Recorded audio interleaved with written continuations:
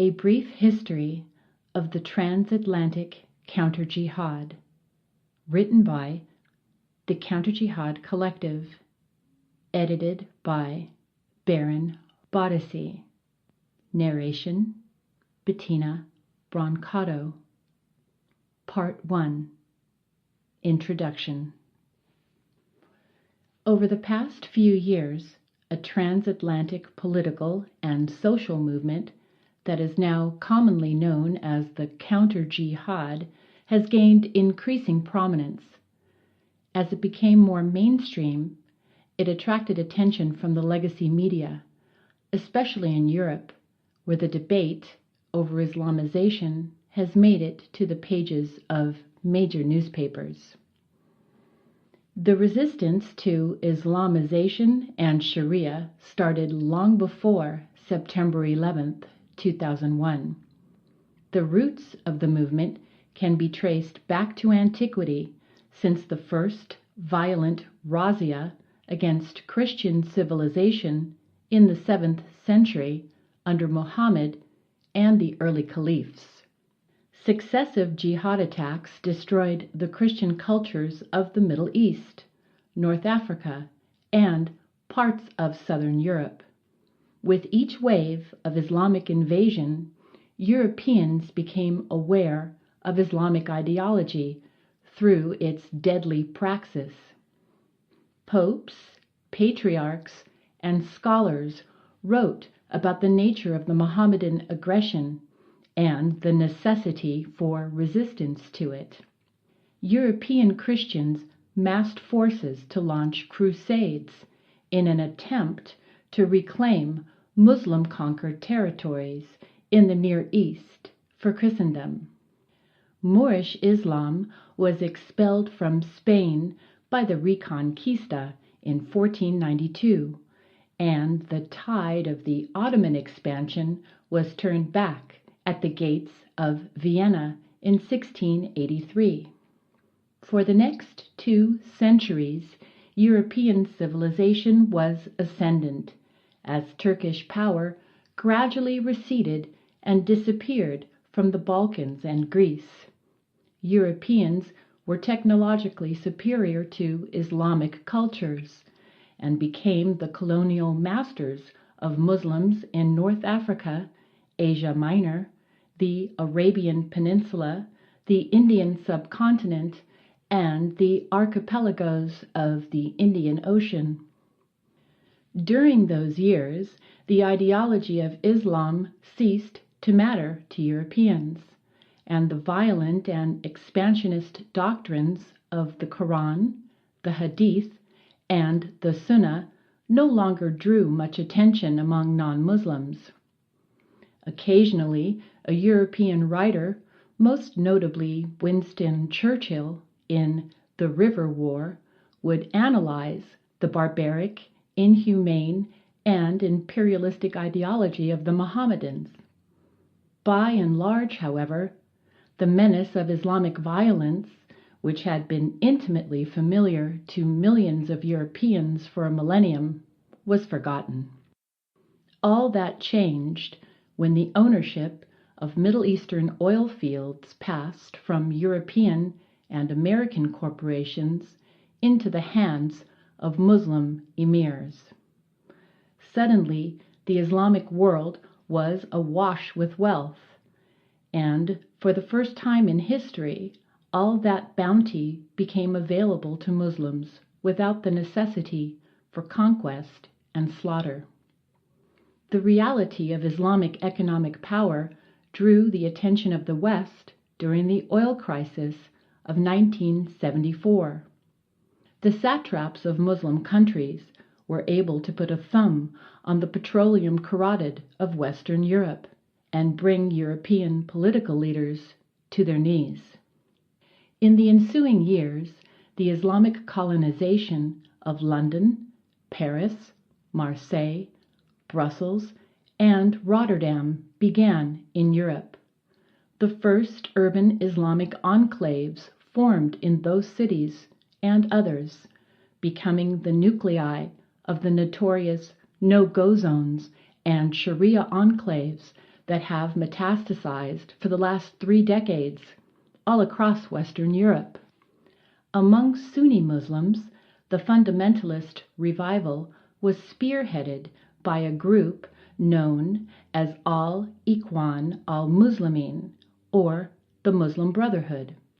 Founded in Egypt in 1928 by Hassan al-Banna, the Brotherhood grew in popularity during the middle of the 20th century, even under official state repression by the Nasser regime.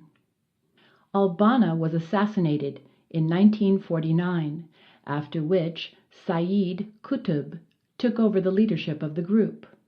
Qutb was a prolific writer and theoretician, and his works inspired millions of Sunni Muslims throughout the Middle East and beyond. By the time he was hanged in 1966, the Muslim Brotherhood had become a formidable force in Middle Eastern politics, even though it was banned. The stage was thus set for the oil-funded Islamic revival. The current crisis began with the Islamic Revolution in Iran in 1979.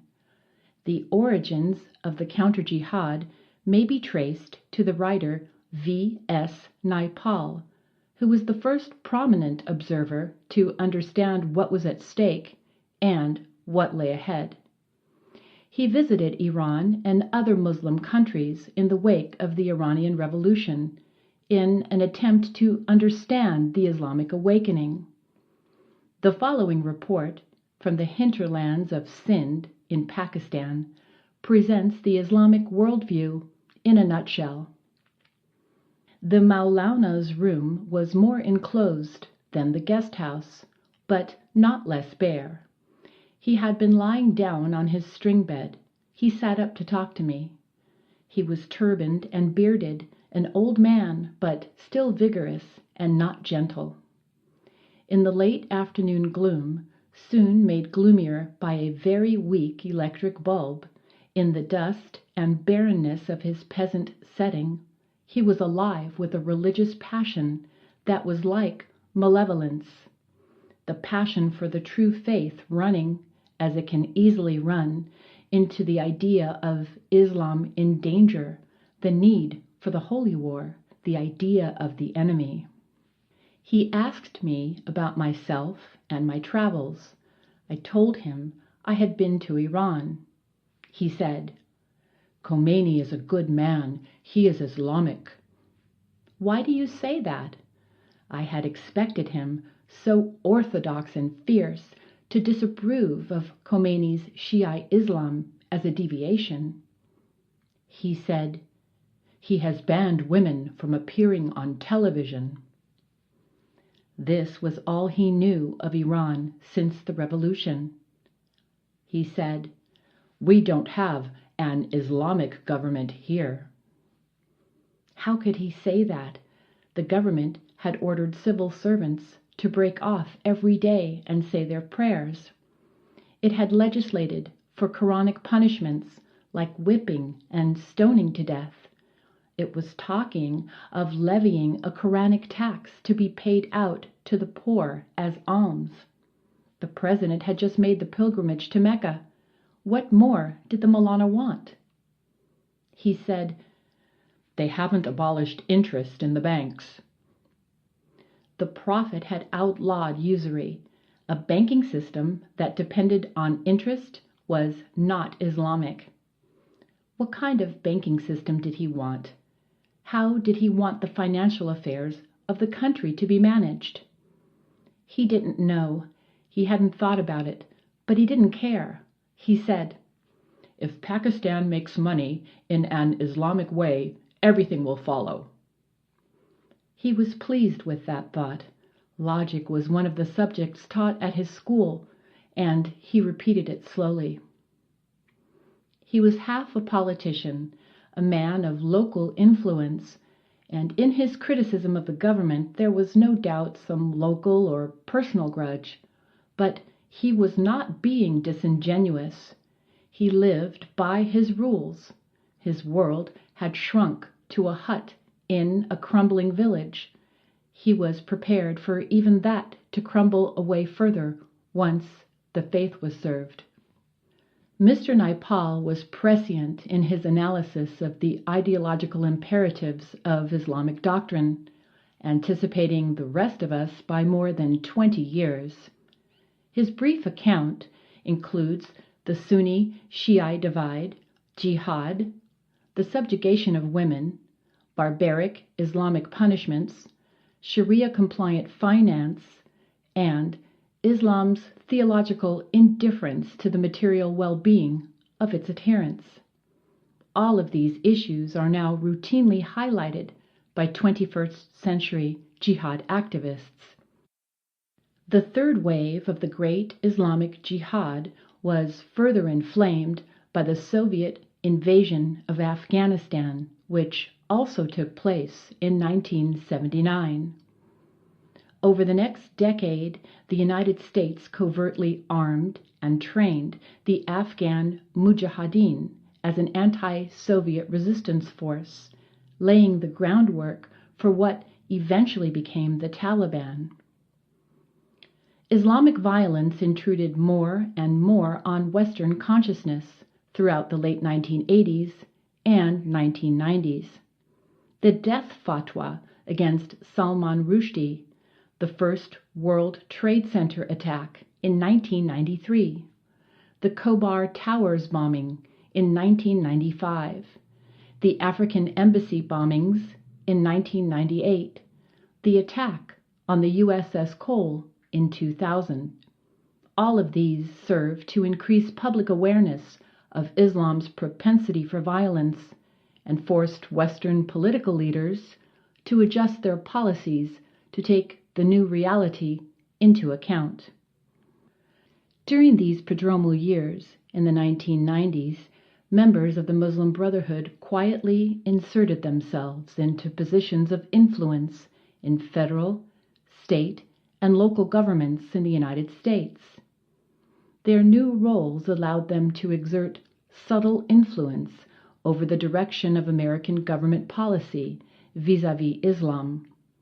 A parallel Brotherhood infiltration occurred in Western Europe during the same period, especially in cultural institutions. These preparations left the Ikhwan fully prepared to neutralize any serious attempts by Western governments to deal with radical Islam within their societies.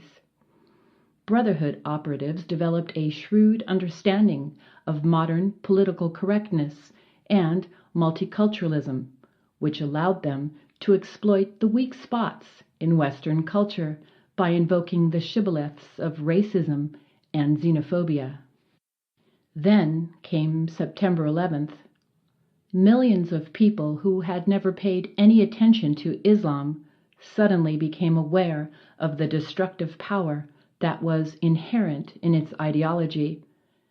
They began to educate themselves and talk to other people whose interest had been similarly awakened. They formed volunteer organizations, did research, and published articles. With the onset of blogging, anyone could contribute to the cause, and many thousands did. Thus was the Counterjihad born. In September 2006, the 910 group was founded in a Gates of Vienna comments thread on a post entitled "The Emperor is Naked."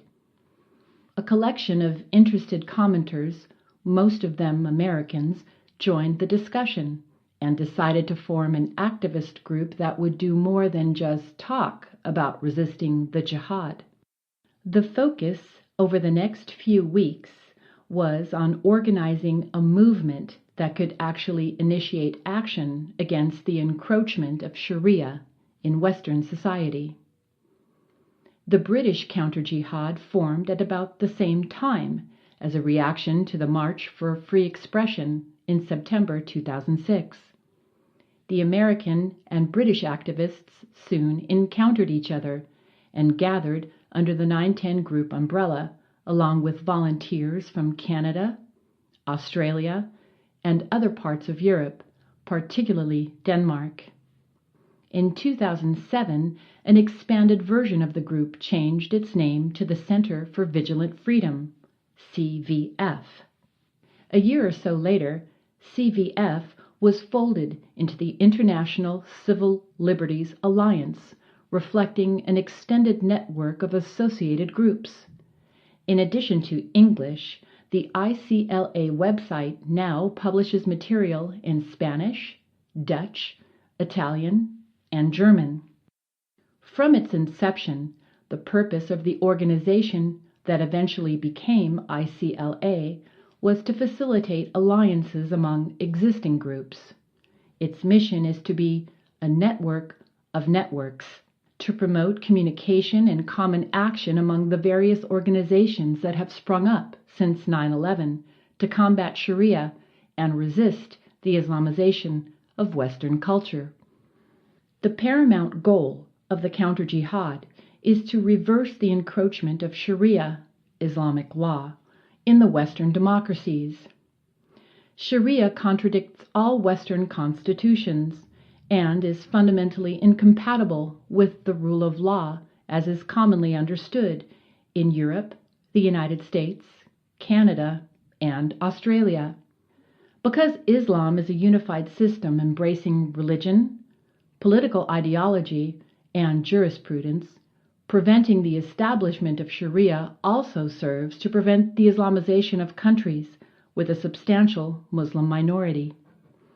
Thus, the goal of counter-jihad groups is to stop the spread of Sharia within their own societies.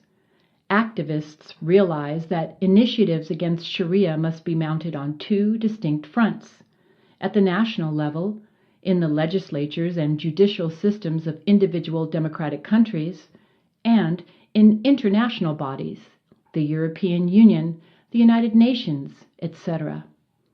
The latter front is particularly important since the EU and the UN are undemocratic and unaccountable to the people they purport to represent. The Organization for Islamic Cooperation, the OIC, which functions as the collective expression of the world's Muslim-majority countries, wields a disproportionate amount of influence at the United Nations and vigorously pursues its Sharia-based agenda there. A brief history of the Transatlantic Counter-Jihad. Part 2. Conferences. Copenhagen, 2007. The first Transatlantic Counter-Jihad Conference was organized in the spring of 2007.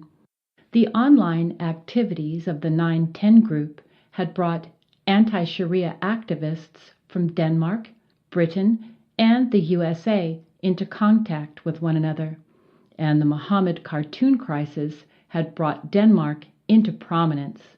So Copenhagen was the obvious choice for a venue. The UK and Scandinavia Counter-Jihad Summit was held there on April 14, 2007, under the auspices of Stop the Islamization of Denmark, or SIAD. The purpose of the meeting was to bring various groups into face-to-face acquaintance with one another and to share information that would help them formulate strategies to oppose Sharia and resist Islamization in their various countries. Representatives from Denmark, Norway, Sweden, the UK, and the USA were in attendance. Brussels, 2007. As a result of the preliminary work in Copenhagen, a more ambitious event was organized in Brussels on October 18th and 19th, 2007. Hosted by the Flemish nationalist party Vlaams Belang, which means Flemish interest. Counter-Jihad Brussels brought together a large number of participants and featured well-known experts on Islamic law and theology as speakers. The keynoter was Bat Yor, and other speakers included Andrew Bostom, Dr. Aryeh Eldad, M.K., Lars Hedegaard, Professor Hans Jansson, David Littman, Elizabeth Sabadich-Wolff, Sam Solomon, Dr. Patrick Sukhedio, and Robert Spencer. Participants from Austria, Belgium, Canada, the Czech Republic, Denmark, Finland, France, Germany, Israel, Italy, the Netherlands, Norway, Romania, Switzerland, Sweden, the UK, and the USA. Guest speakers were featured at the first day of the conference, which was held in the European Parliament building. The presentations were of two types. A speaker for each of the European countries that participated gave a report on the level of Sharia and Islamization in his or her own country, and these country reports were interspersed with speeches and audiovisual material on topics of general interest to the counter-jihad. Dr. Eldad's presentation was particularly important, since the position of Israel is so crucial to the rest of the Western world. Israel, as a bastion of democracy in a despotic region, is on the front lines of the resistance to jihad. One of the major points of agreement among the participating organizations was the necessity for support of Israel. On the second day, the conference reconvened at the Flemish Parliament. The day's events consisted of workshops and a final plenary meeting before the conference concluded. During the day, attendees broke up into smaller groups and attended facilitated workshops on practical ways to effect political and legislative change that could slow the spread of Sharia in Europe. Vienna, 2008. Counter-Jihad Vienna was held on May 11th and 12th, 2008. This meeting took the form of facilitated workshops interspersed with talks and general discussion. Topics included civil liberties, the repression of free speech, and the implications of the proposed European arrest warrant for activists who oppose Sharia and Islamization. The evening keynoter on the 11th was Serbian-American historian Dr. Đurđa Trifović, whose expertise on the Ottoman conquest of the Balkans provided a fresh perspective on Islamization. Attendees came from Austria, the Czech Republic, Denmark, Finland, Flanders, Germany, Norway, Poland, Serbia, Spain, Sweden, Switzerland, the UK, and the USA. Copenhagen, 2009. A transatlantic leadership group convened for Counter-Jihad Copenhagen on May 16th and 17th, 2009, with attendees from Austria, Denmark, Finland, France, Germany, Hungary, Romania, Serbia, Sweden, Switzerland, the UK, and the USA. This meeting took the form of facilitated discussion groups held in the plenary. The sessions focused on helping different groups improve their organizational skills, suggesting different techniques that could be adapted for the unique circumstances found in individual countries. Topics covered included media operations, security, the use of the Internet, international coordination of anti-Sharia action, and strategies for dealing with the growing repression of free speech in Europe. Zurich, 2010. Counter-Jihad Zurich, held on June 12th and 13th, 2010, followed up on Copenhagen with a continuing emphasis on intensifying cooperation and sharing of information among different groups and networks. Representatives came from Austria, Denmark, France, Germany, Switzerland, the UK, and the USA. As in Vienna and Copenhagen, the sessions were mostly in workshop format, with moderated general discussion in a roundtable format. The English Defence League, which had come into being and risen in importance since the previous year's meeting, was one of the prominent topics. There was also a workshop presented by the French organization Alliance to Stop Sharia, which focuses on the fact that Sharia demonstrably violates the Universal Declaration of Human Rights, the European Convention on Human Rights, the English Bill of Rights, the American Bill of Rights, and the French Declaration of the Rights of Man. The Swiss People's Party, the SVP, was represented at the meeting, and an SVP member gave an outline of his party's successful referendum campaign that imposed a ban on the building of new minarets. Other topics covered included strategies for proposed parliamentary legislation, encroachments on freedom of speech, and the opportunity offered by the Organization for Security and Cooperation in Europe. London, 2011. In the 2 years since the formation of the English Defence League in 2009, the EDL, events in Britain have galloped ahead of the rest of Europe. As the only significant grassroots anti-Sharia movement in Europe, the EDL was one of the major topics of Counterjihad London on September 24th and 25th, 2011.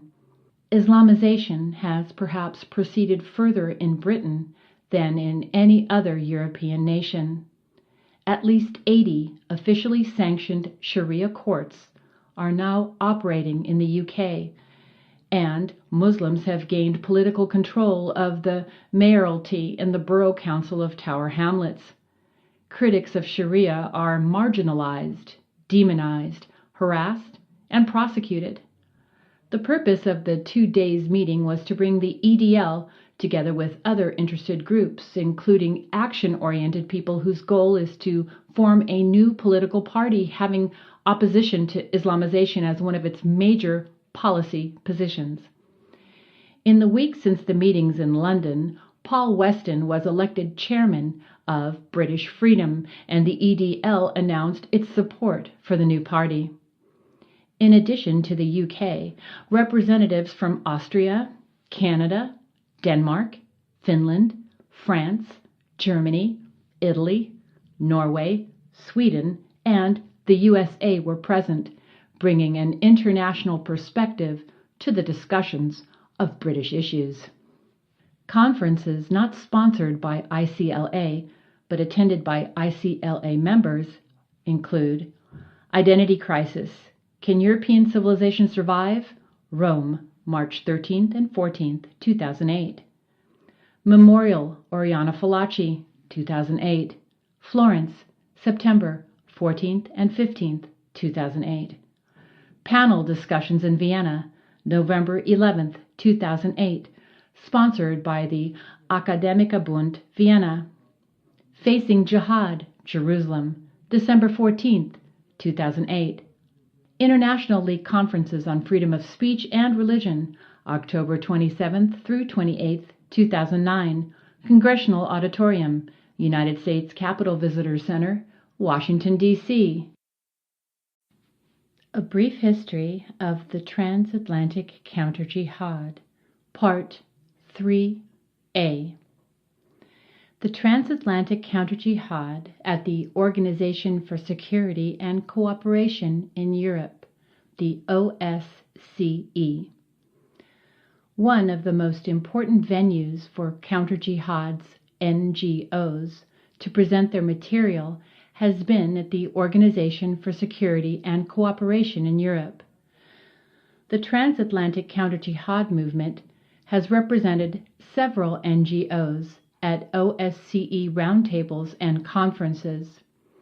At these events, it is possible to raise issues of importance, counter misuse of human rights laws and conventions, submit papers to the official OSCE archives, and forge alliances with other NGOs, as well as representatives from the participating states.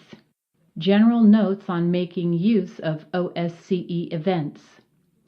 Participating in plenaries, roundtables, and side events.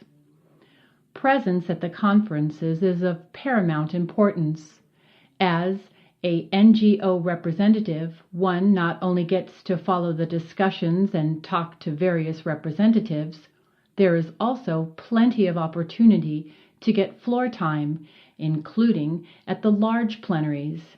Here, one may raise issues of importance, must be on topic for the given conference, of course, comment on the importance of issues raised by others, and deflect unjust criticism against oneself or others.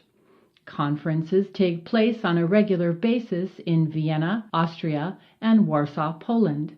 There is no participation fee for NGO representatives. NGO roundtable discussions. Alliances work particularly well in the open-ended roundtable discussions.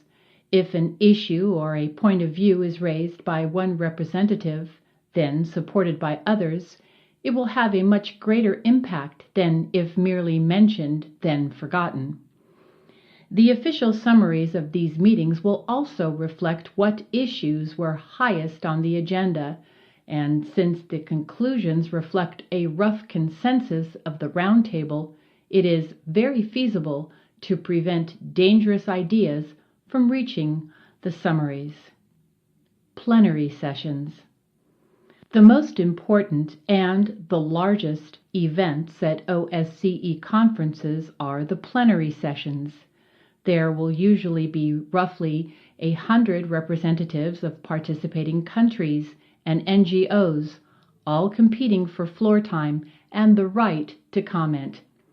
NGO representatives participate with country representatives on almost equal footing, the main difference being that state representatives have a right of response against criticism, which NGO representatives do not.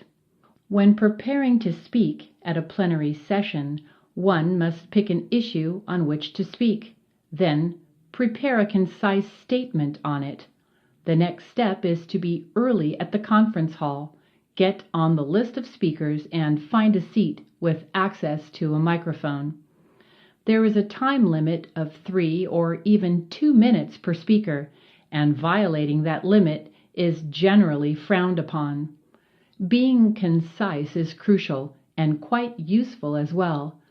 3 sharp points delivered in 90 seconds can make a much clearer impact than 10 points pushed into 3 or 4 minutes of speaking time.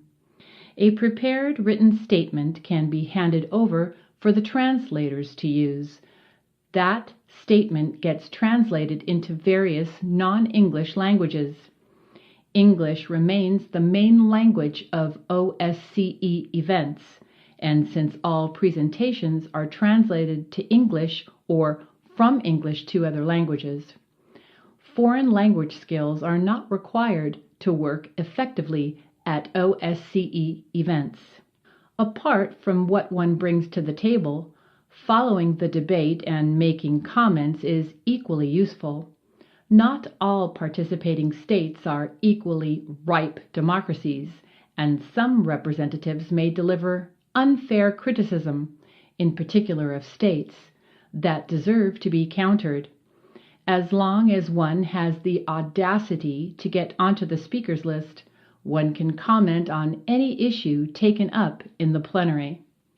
A peculiar effect is that the European Union and associated countries usually seek to speak in unified statements delivered by the current EU chairmanship. That is supposed to increase the impact made, but in practice, that single statement tends to be quite toothless and drowned out by the myriad of other voices present, while also erasing the natural diversity of the European countries. For good or ill, this gives even more scope for NGOs to speak their opinions, an opportunity to be used, or important things will remain unsaid. Side events. Side events are smaller meetings where NGOs and others present issues of concern needing more time than plenary sessions permit.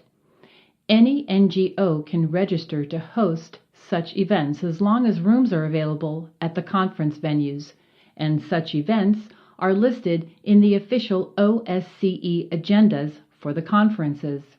Attendance is usually fairly moderate, though announcing the serving of refreshments is often used to attract a larger audience. The side events are run entirely by the NGOs themselves and can, for example, be video recorded and presented to the outside world later. Submitting papers.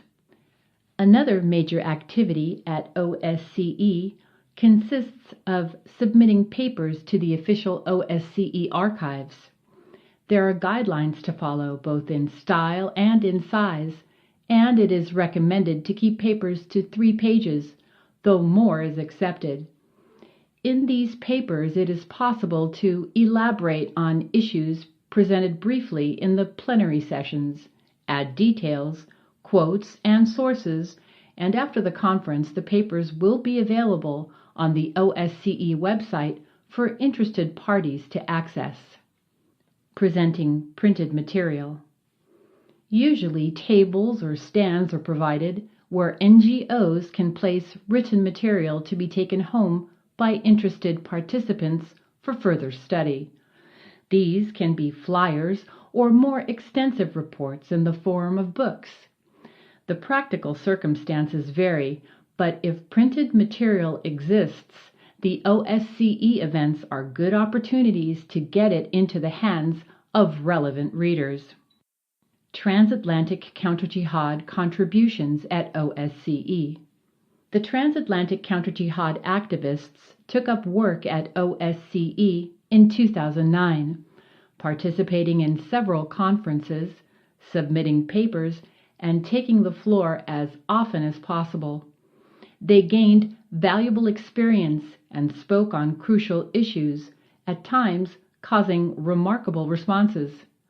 While the direct benefit is difficult to quantify, it was their opinion that going was very well worth the time and effort, and they will continue working through OSCE as much as is practically possible.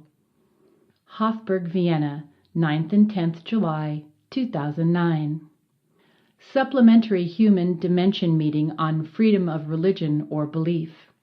This particular conference is held infrequently, the previous one being back in 2003. The official summary of the conference outlines how the main events proceeded, attempts to enumerate the ideas and concepts presented in the sessions, and some comments about how broad the support was. The summary, as well as a detailed agenda, is available at the OSCE website. An NGO roundtable meeting was held as a precursor to the conference itself. The meeting was chaired by Roy Jenkins and featured 136 NGO representatives. Among other topics discussed was freedom of expression versus freedom of belief, and some representatives argued that some regulations were needed to protect religion from free expression and criticism, also in light of the famous Muhammad cartoons and the unrest they had triggered. ICLA took the floor and said, in reference to the distinguished speaker suggesting a balancing of freedom of expression and respect for religion, let me make this clarification. I am Danish and know the caricatures very well. The ICLA categorically rejects that there should be any need to create a balance between religion and freedom of expression. Healthy religions should not need any protection against free speech and criticism, and should have no problem tolerating caricature or criticism. As for the proposed recommendation that public schools should be mandated to teach tolerance, this is an idea that properly belongs to states like the Soviet Union. Not only would such mandatory teaching of children be exploited for manipulative purposes, it would also lead to the actual problems being glossed over instead of confronted honestly and genuinely resolved. ICLA does not consider this workable in any way. This point of view was supported by several other NGO representatives, and the idea of granting religions protection under the law did not make it into the final document of NGO recommendations. A brief history of the Transatlantic Counterjihad, Part 3b. The Transatlantic Counterjihad at the Organization for Security and Cooperation in Europe continued. Speaking in Plenary Sessions, Section 1. From Commitments to Implementation, Freedom of Religion or Belief in the OSCE Area. At the beginning of the main session, speakers representing several NGOs made reference to a recent murder in Dresden, Germany, in which a woman of Egyptian descent had been stabbed by a Russian immigrant. They voiced the opinion that OSCE participant countries should be much more assertive in countering any form of racism or anti-Islamic activities. The representative of COJEP, originally rooted in Milli Görüş, reiterated the call for governments to stop racism and anti-Islamic activities everywhere. More on topic, several speakers commented on the increase in vandalism against Jewish and Christian buildings, in particular the destruction of some 150 Christian buildings in Kosovo. Benjamin Bull of the Alliance Defense Fund raised several issues for Christian organizations. The misapplication of hate speech laws to stifle any religious expression. The misapplication of anti-discrimination laws to force religious organizations to hire staff with beliefs and viewpoints contrary to that of the organization. Revoking tax benefits on basis of the above, or banning Christian organizations from university campuses, thus severely hampering the activities of these organizations. ICLA fought for and won the opportunity to make this comment. Referring to several speakers, ICLA agrees that the increasing frequency of vandalism against Christian and Jewish interests is a problem.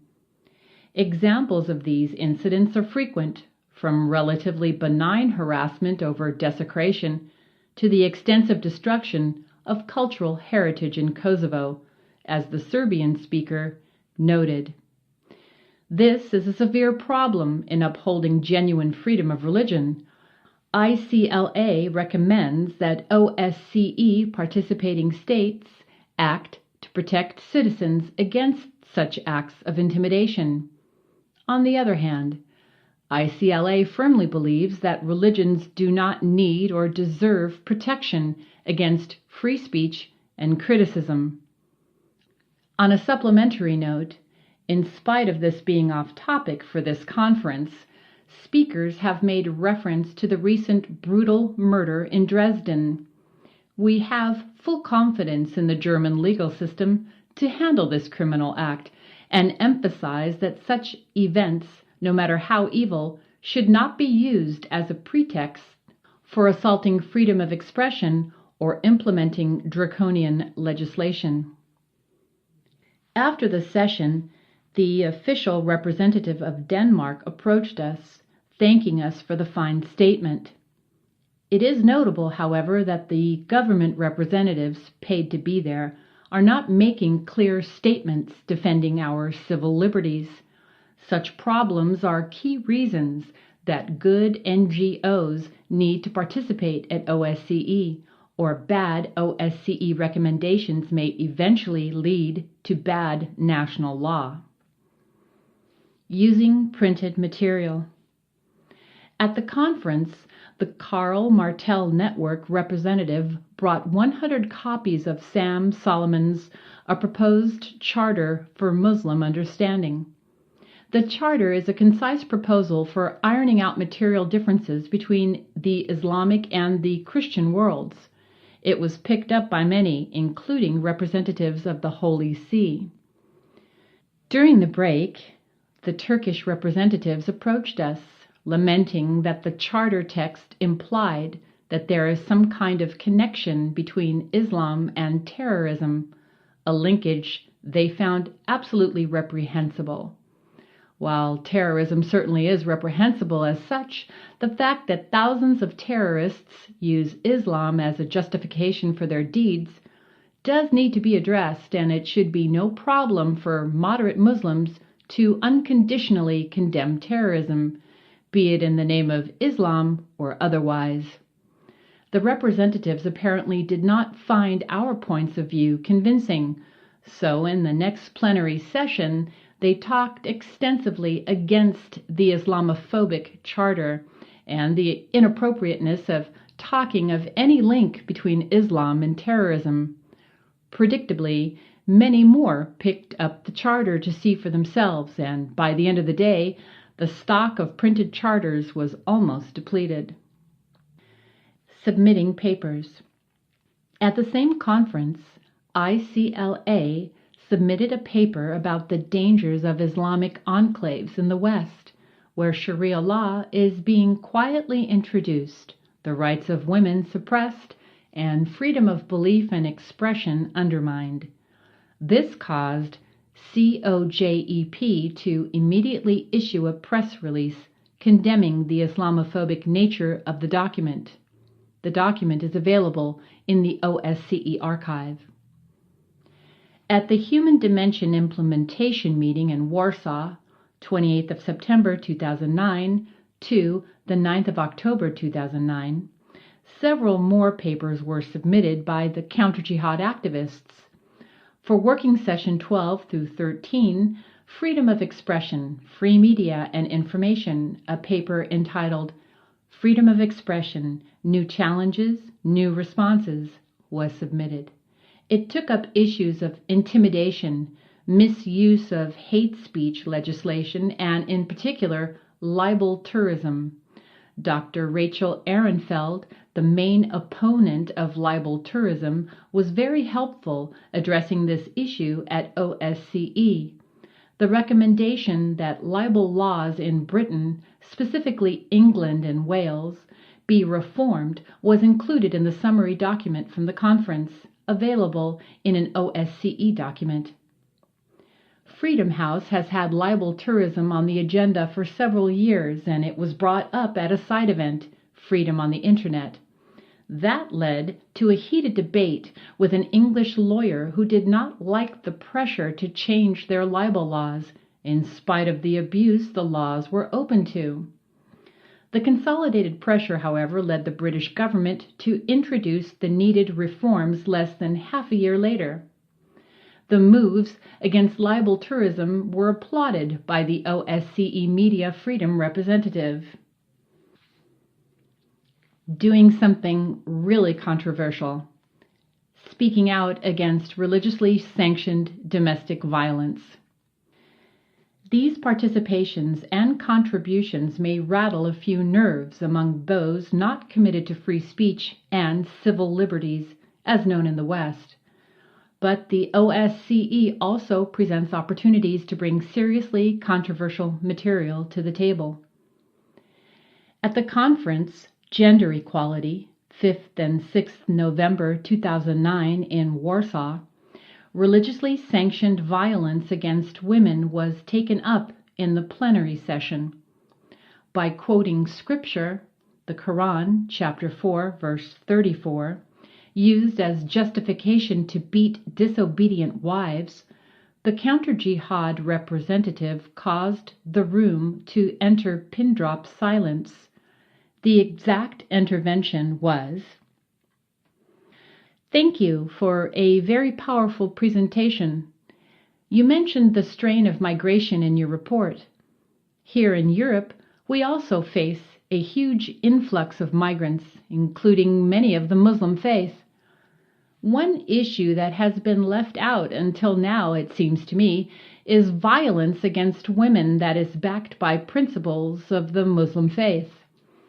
I do not have to tell you about the honor killings in Germany, Denmark, and the United Kingdom, among other countries, as well as forced marriages, in addition to the Quranic verse, chapter 4, verse 34, which says, and I quote, "You have rights over your wives, and they have rights over you.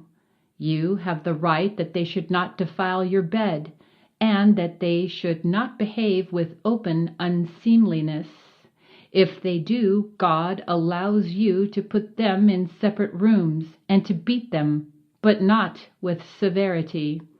If they refrain from these things, they have the right to their food and clothing with kindness. Lay injunctions on women kindly, for they are prisoners with you, having no control of their own persons. Why are we not discussing this issue here and at other occasions in a depth that does justice to this problem? I therefore recommend that ODIHR urgently start a working group on violence against women in Islam in order to find out how to best approach this in the context of the OSCE human dimension. Predictably, this caused a series of reactions, in particular from people and organizations who thought this should not be debated at all. COJEP pointed out that this came from the same people who demanded that Islam distances itself from terrorism and called the intervention hate speech. This accusation was strongly countered by the country representative of Austria, who said, "I object to a certain debate culture which is employed more and more often by a certain group of participants. Disagreement with someone else's opinion is immediately denounced as hate speech. The accusation of hate speech is a serious one. We have been dealing intensively with this phenomenon in these human dimension meetings for many years. We take part in these human dimension meetings precisely because we need to find solutions to the current grave problems. The localization and identification of the problems and their implications are an important prerequisite to finding a solution. Now, if a certain negative social behavior, and here I am alluding to this meeting's topic, such as female genital mutilation and forced marriages, is manifested only in very specific religious and ethnic migrant groups, it must be possible to identify this group. This is not stereotyping, but a fact, and definitely not hate speech." To conclude, educating female milk farmers in the Austrian state of Styria on the dangers of female genital mutilation will not be helpful. After the bulk of this report was composed, representatives of ICLA and BPE attended another series of OSCE Human Dimension meetings in late October and early November of 2011. These were particularly important events to attend, since the official title of these sessions was the Supplemental Human Dimension Meeting on Prevention of Racism, Xenophobia, and Hate Crimes through Educational Awareness Raising Initiatives. Needless to say, standing against Islamophobia was the sine qua non of this meeting, which was heavily attended by proxies for the OIC. A brief history of the Transatlantic Counterjihad. Part 4. The Rosetta Stone Projects. Beginning in 2008, the Transatlantic Counterjihad has developed a streamlined system for the translation of texts and the subtitling of videos. The process we use has been dubbed the Rosetta Stone Project in honor of the famous ancient Egyptian stele deciphered by Jean-François Champollion in 1822. When an important article, essay, or speech is published, a move is initiated among the various counter-jihad groups to have it translated into as many languages as possible. The influence of the text can be greatly extended if it is spread in multiple languages and gives the author a much wider audience. If the text is needed for subtitling a video, the propagation of the resulting translations can multiply the impact of the original version far past its initial range. Generally speaking, the typical internet user prefers videos over articles, and YouTube is particularly effective at the viral spread of video-based ideas. The importance of any text or video is determined by reader responses.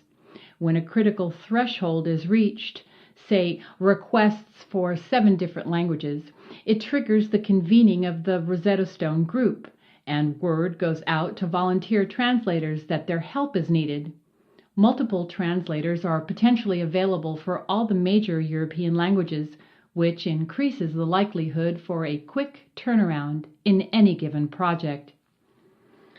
Rosetta Stone projects in the past have included Geert Wilder's movie Fitna, several of Mr. Wilder's speeches, Colonel Allen West's speech at the Freedom Defense Initiative in Washington, D.C., one of Pat Condell's videos, and the videos of Anne Barnhart burning the Koran. 22 languages, in addition to English, were used in these projects: Albanian, Arabic, Bulgarian, Czech, Danish, Dutch, Finnish, French, German, Hebrew, Hungarian, Italian, Japanese, Norwegian, Polish, Portuguese, Romanian, Russian, Serbian, Spanish, Swedish, and Welsh. After the translated texts and/or subtitled video have been made available, their distribution is coordinated via a ring of Counterjihad websites: Europe News, Gates of Vienna, ICLA, Politically Incorrect, Snaphanen, Tundra Tabloids, Uliasposten, Vlad Tepes, and other news sites and blogs.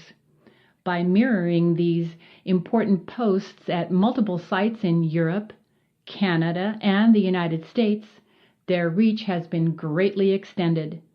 Many thousands of readers or viewers are thus able to access counter-jihad material, the kind of material that their own media outlets rarely feature, in dozens of different countries. Notable Rosetta Stone projects: Fitna, March 2008, Arabic, Bulgarian, Croatian, Czech, Danish, English, Finnish, French, German, Indonesian, Italian, Norwegian, Polish, Portuguese, Romanian, Russian, Serbian, Slovenian, Spanish, Swedish, Tagalog. Ehsan Jami, an interview with Muhammad, December 2008. Bulgarian, Danish, Dutch, English, Finnish, German, Italian, Malay, Norwegian, Romanian, Russian, Serbian, Swedish. Speech by Lieutenant Colonel Allen West, February and April 2010. Speech given on February 9, 2010 at the launch of the Freedom Defense Initiative organized by Pamela Geller and Robert Spencer. Albanian, Czech, Danish, Dutch, French, German, Italian, Polish, Hebrew, Portuguese, Romanian, Russian, Serbian, Spanish, Swedish. Geert Wilders, April 2010, speech on March 5th, House of Lords, showing of Fitna. Albanian, Arabic, Bulgarian, Danish, Dutch, Finnish, French, German, Hebrew, Hungarian, Italian, Japanese, Polish, Portuguese, Romanian, Russian, Spanish, Swedish, and Welsh. Pat Condell, November 2010, video on freedom of speech. Dutch, French, German, Hungarian, Italian, Norwegian, Polish, Romanian, Spanish, Swedish. Anne Barnhart's Quran burning videos, April 2011. Albanian, German, Portuguese, Russian, Hebrew, Spanish, and French. A brief history of the Transatlantic Counterjihad, Part 5. Official opposition to the Transatlantic Counterjihad. The origins of anti-Islamic sentiment. The Islamization of Europe was a perhaps inadvertent byproduct of the need to import foreign labor to the continent in the decades after the Second World War. The process fed on itself as liberal immigration laws and family reunification policies brought ever-increasing numbers of unassimilable foreigners, most of them Muslims, into Western Europe. The official state policy of multiculturalism allowed newcomers to disappear into ever-growing enclaves where they could live and function as if they were in their native countries without any requirement that they integrate into the host population. These new urban ghettos put Muslims into direct conflict with native working class and lower middle class people who were their immediate neighbors. As immigrants and their descendants became more and more dependent on state benefits, which they drew far in excess of their proportion of the population, their seeming parasitism exacerbated the hostility between the indigents and the newcomers. To make matters worse, Muslim immigrants were far more likely than the natives to commit violent crimes, and an overwhelming number of their victims were indigenous Europeans. This disproportionate criminality was especially evident where the crime of rape was concerned. Muslim immigrants were apprehended and prosecuted for rape in overwhelming numbers. Over a 5-year period in Oslo, every single stranger rape in which the perpetrator could be identified was committed by a non-Norwegian Muslim. The correlation between Islamic ideology and this disparity in criminal propensities is open to dispute. However, the statistics are telling. Rape is an overwhelmingly Muslim crime in Western Europe. Its most brutal and barbaric form, gang rape, is almost entirely a Muslim phenomenon. The wealthier and more privileged social groups have been mostly insulated from the worst of these phenomena through residential isolation in well-protected neighborhoods and by their access to private schooling for their children. The brunt of immigrant lawlessness has been borne by the lower and lower middle classes, who are subjected to harassment and violence on an almost daily basis. Given these ominous trends, it hardly comes as a surprise that the resistance to immigration and Islamization originated mainly with the working class. This issue has thrown ordinary citizens of modest means into serious conflict with the elite governing class. The latter do not experience Islamization in the same way as their less fortunate neighbors, and they continue to place their faith in multiculturalism, tolerance, and the ever-elusive process of integration. This class disparity is deepened by the political establishment's dependence on and commitment to mass immigration and multiculturalism. Immigrants now form an all but unified bloc of voters, which national and local politicians must assiduously court. There is no going back. Any attempt to put the brakes on Muslim expansion would threaten the political, social, and economic order. Thus, the only option for the establishment is to double down, more immigration, renewed multiculturalism, and increased tolerance. This places the political class on a collision course with their own people. Official repression of the counter-jihad. The inevitable resistance by the working-class native population, along with parts of the literate middle class, prompted repeated attempts on the part of Western governments, the EU, and the UN to suppress what is variously known as racism, xenophobia, and Islamophobia. As time went on and gentler forms of suppression failed to have the desired effect, official efforts to eliminate the counter-jihad have become more overt. Harassment, public demonization, shunning, removal of police protection, loss of employment, withdrawal of public benefits, and legal prosecution. These are just a few of the methods that have been used over the last few years in an attempt to shut down the opposition to Sharia and Islamization. 5 years ago, the victims of official government repression could be counted on the fingers of one hand. As of November 2011, however, there are too many examples to enumerate. Below is just a small sample from across the Western world of people who have been legally harassed, prosecuted, or threatened with prosecution. Australia: Andrew Bolt, Martin Brennan, Danny Nalia, Daniel Scott. Austria: Elizabeth Sabadich-Wolf. Belgium: Bart Debby.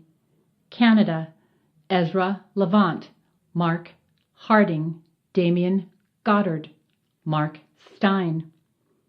Denmark: Lars Hedegaard. Finland: Jussi Halla-aho, Tomaschot. France: Philippe Val. The Netherlands: Gregorius Nekschot, Geert Wilders. Norway: Fjordman. Sweden: Carl P. Herslow, Dan Peterson. Switzerland: Avi Lipkin. The UK: Paul Ray, Tommy Robinson, Kevin Carroll, and many other members of the English Defence League. USA: Derek Fenton, Nigreen Mayel, Dr. Nabil Qureshi, Paul Rezkala, Dr. David Wood, Pastor Mark Hollick. Official repression is clearly a response to the mainstreaming of the counter-jihad. The political establishment is threatened by the growing public prominence of resistance to Islamization and is attempting to suppress it through legal means.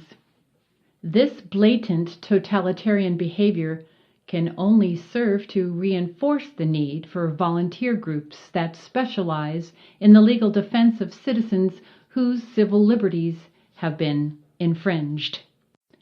A brief history of the Transatlantic Counter-Jihad. Part 6. Unofficial opposition to the Counter-Jihad. In addition to official state opposition to the criticism of Islamization and Sharia, there exists a wide range of ostensibly private organizations arrayed against those who resist Islamization. A broad coalition of Islamic groups and radical left-wing organizations, especially from the anarchist and anti-globalist left, is frequently brought to bear against groups that publicly declare their differences with Islam. In Europe, the left-wing side of the coalition often includes rank-and-file members of the Socialists, the Social Democrats, the Communists, Labour, and other parties of the traditional socialist left. Members of Labour parties have been observed marching arm in arm with Islamic groups, while some of their fellow demonstrators could be heard in the background chanting, "Hamas, Hamas, Jews to the gas." The Labour Party in Norway, the same party whose younger members Andres Behring Breivik targeted for death on Utøya, strongly backs Hamas and has suggested that the terrorist group should be supported with Norwegian taxpayers' money. Opposition to the Israeli occupation and strong support for Hamas and Hezbollah go hand in hand with widespread anti-Semitism on the European left. Opponents of Sharia and mass immigration are generally labeled neo-Nazis and fascists, but the uncomfortable truth is that anti-Semites are overwhelmingly found on the socialist left. Support for Israel is one of the common characteristics of the anti-Islamization parties in Europe. In Belgium, for example, the Islam-critical party Vlaams Belang is the only major party that staunchly defends Israel's right to exist. Efforts to silence the opponents of Sharia and Islamization often turn violent. In Britain, the group Unite Against Fascism deploys its members in carefully coordinated violence against the English Defence League during EDL demonstrations. On the continent, a widespread movement known as Anti-Fascist Action, AFA or Antifa, performs much the same function. When anti-Sharia organizations stage rallies and demonstrations, the Antifas come from all over Western Europe to throw rocks, bottles, and fireworks at the demonstrators and beat up those unfortunates who can be isolated from their respective groups. The police, who are more than ready to arrest the anti-Islamization demonstrators on the slightest pretexts, usually stand by and do nothing when the Antifas attack. Unless firearms are employed or lives are at risk, standing orders generally instruct the police not to intervene when the anti-fascists act violently against opponents of Islamization. In some countries, notably Sweden, Germany, and the Netherlands, the Antifas have at least the tacit support of the authorities, who presumably find them useful for disrupting the actions of anti-Islamization activists and demonstrators. In Sweden, members of the Sweden Democrats have had their houses vandalized and have even been stabbed by anti-fascist thugs. The current atmosphere in much of Western Europe resembles that of the 1930s, when various forms of fascism were on the rise in most European countries. The Antifas serve the same function as the brown shirts in Nazi Germany. They act as an organized mob tasked with quelling all forms of political dissent through targeted violence. Although their violent behavior has no official approval from the state, they may generally act with impunity. A brief history of the Transatlantic Counterjihad, Part 7. Observations and General Conclusions. In the classical liberal tradition, the Transatlantic Counterjihad, observers on the political scene and in the mainstream media generally refer to the opponents of Sharia as right-wing extremists. Commentators routinely place anti-Islamization activists beyond the pale of acceptable political discourse and are always far to the right. Nothing could be further from the truth. The counter-jihad stands squarely in the middle of the classical liberal tradition. Consider some of the characteristics of the anti-Sharia movement. Civil liberties. Those who oppose Islamization are strong advocates of civil liberties as defined by the United States Constitution and the Universal Declaration of Human Rights. They are especially adamant about the right to speak and publish freely, since this right is the one most frequently infringed by states wishing to silence them. Their opponents, on the other hand, strive to constrain speech that criticizes Islam or Sharia or that offends Muslims. Such suppression helps enforce one of the most basic tenets of Islamic law. The rights of women. Critics of Sharia object to the provisions of Islamic law that relegate women to second-class status, deny them the right to vote, reduce the weight of their testimony in a court of law, and otherwise infringe upon what the West considers their universal rights. Opponents of the counter-jihad take the illiberal position that Islam's treatment of women is cultural and therefore sacrosanct under the doctrine of multiculturalism. The rights of homosexuals. Islam mandates severe punishments for homosexuality, including death. Critics of Sharia strongly support the rights of gay people to have freedom in their intimate relations. Opponents of the counter-jihad are reduced to supporting Islamic regimes that put homosexuals to death. Religious freedom. Islam forbids its adherents to convert out of the faith or to become atheists. This is termed apostasy, and the punishment prescribed by all major schools of Islamic jurisprudence, both Sunni and Shiite, is death. The Counterjihad takes the traditional liberal position that freedom of religion is an absolute right, and a citizen may adopt any religion he chooses, or no religion at all. Critics of the Counterjihad are thus forced to support the right of Islam to punish apostates.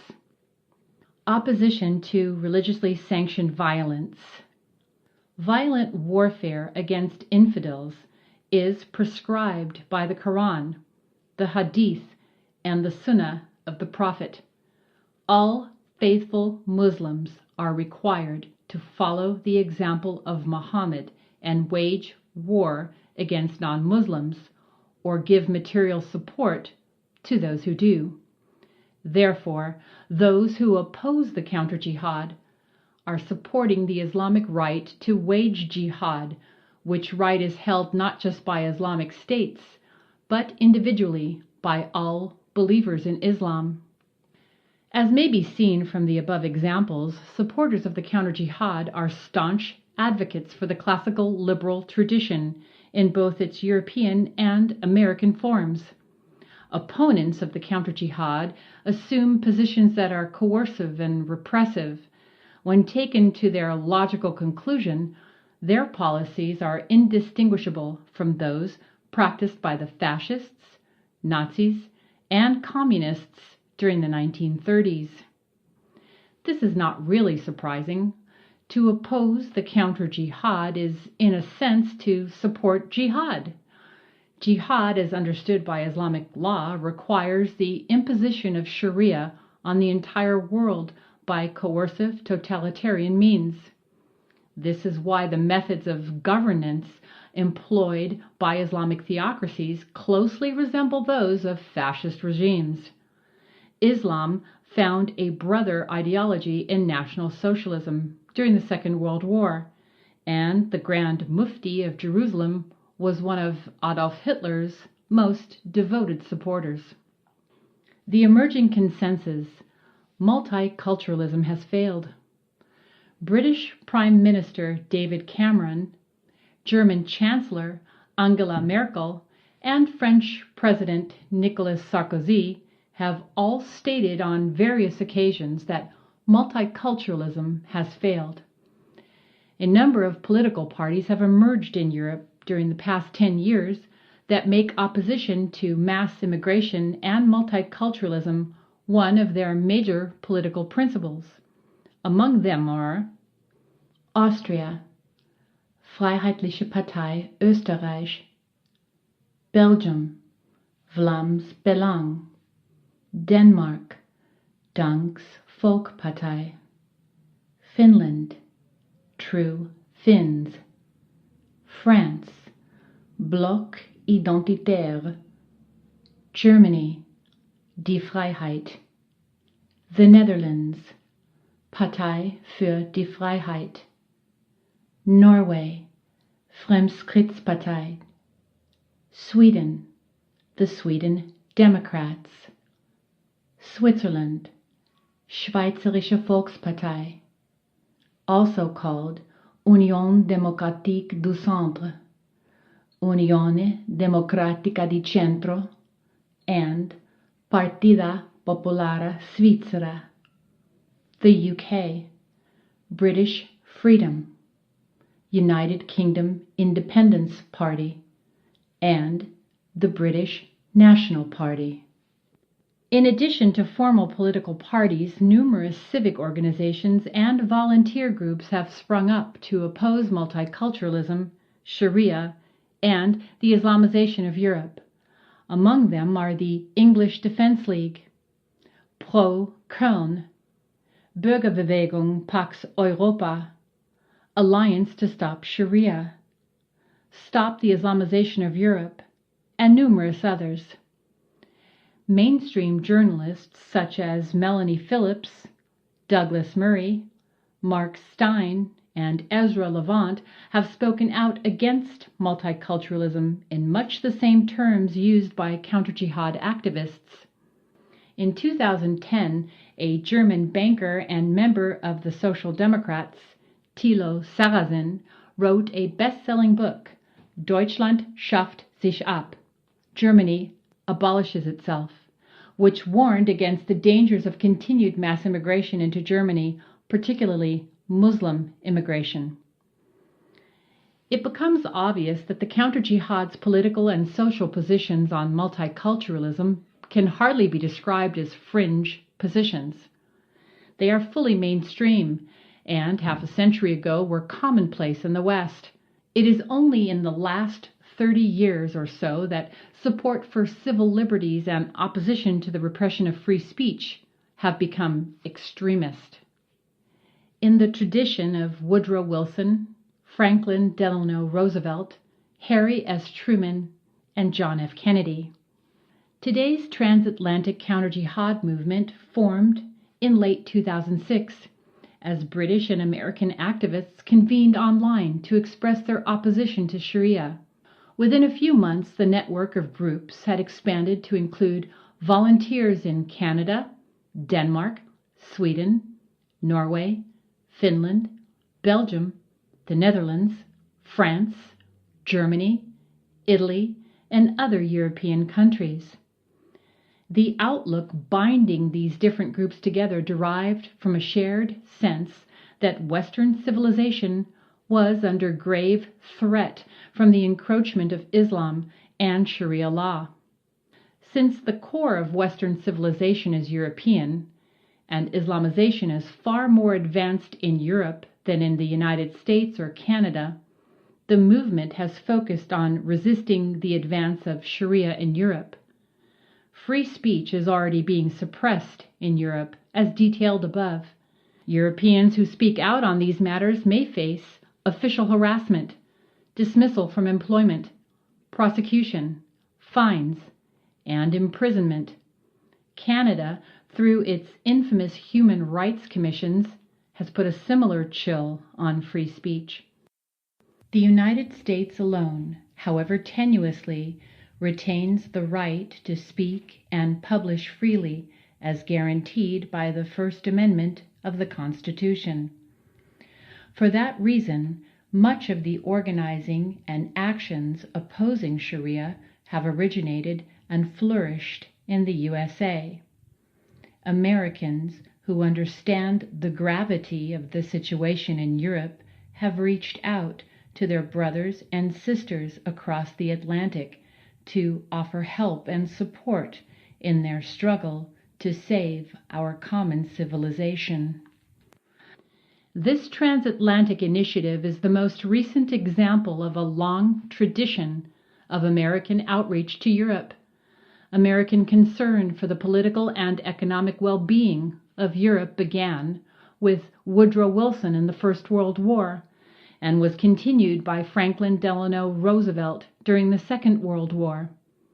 Under Harry Truman, the United States undertook a firm commitment to contain the threat of Soviet communism and help Europe remain prosperous and free. The Marshall Plan and the Berlin Airlift were just some of the more obvious ways in which America acted to preserve European democracy. 15 years later, when John F. Kennedy visited Berlin, he reaffirmed that stance. The wall has been gone for more than 20 years, and there are many people in the United States who would prefer to return to traditional American isolationism concerning Europe. One of the most frequent comments made by American readers on internet news articles and blogs about Islam in Europe is that Europe is lost. That is, the situation there is too far gone for hope, and there is no point in concerning oneself about what happens to Europe. It is simply too late. The transatlantic counter-jihad has responded with a resounding no to such sentiments. The common bonds between Americans and Europeans are too strong and too important to be abandoned so easily. North America and Europe form the core of Western civilization. If either continent should fall, the entire edifice would collapse. The Transatlantic Counterjihad is the 21st century's reprise of the Marshall Plan. In contrast to what happened during the Cold War, however, the current flow of aid runs in both directions.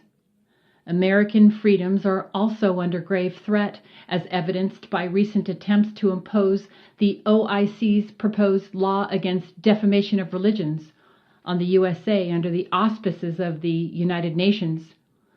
There may come a day when European hands will reach back across the water to give assistance to their American cousins struggling to protect their liberties from the encroachment of Sharia.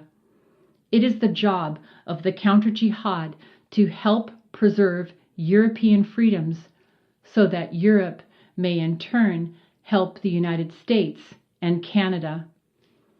This long twilight struggle affects the entirety of Western civilization.